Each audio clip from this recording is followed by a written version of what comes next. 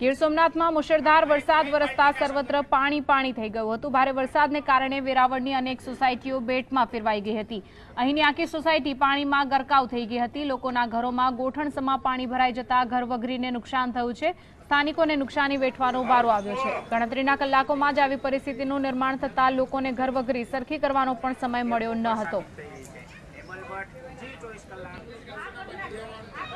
Gir સોમનાથની society ઉપરાંત રસ્તાઓ પર પણ પાણી ફરી વળ્યા હતા, જેથી અવરજવર માટે ભારે હાલાકીનો સામનો કરવો પડ્યો હતો। અહીં નદીઓમાં પાણીની વિપુલ આવક થતા નદીઓ બે કાંઠે વહેતી થઈ હતી।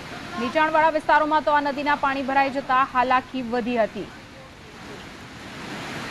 વેરાવળની અનેક સોસાયટીઓમાં પાણી ભરાઈ ગયા છે, તો ઘરોમાં પણ પાણી ભરાઈ જતા ઘરવગરીને નુકસાન થયું છે।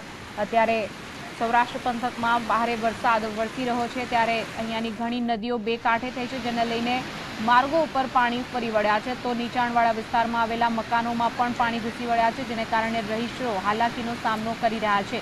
ગીર સોમનાથમાં વરસાદને લઈને વિકટ પરિસ્થિતિ સર્જાઈ છે। વેરાવળની અનેક સોસાયટીઓ અને ઘરોમાં પાણી ભરાઈ ગયા છે। તો જે દ્રશ્યો જોઈ શકો છો, સોસાયટીમાં ઘૂંટણસમાં પાણી ભરાઈ જતા લોકોને ઘરવગરીનું નુકસાન થયું છે। કલાકોમાં જ આટલું પાણી ભરાઈ જતા ઘરવગરીને સરખી કરવાનો પણ તેમને સમય કે તક ન મળી અને અત્યારે ઘરોમાં ગોઠણસમાં પાણી ભરાયેલા છે।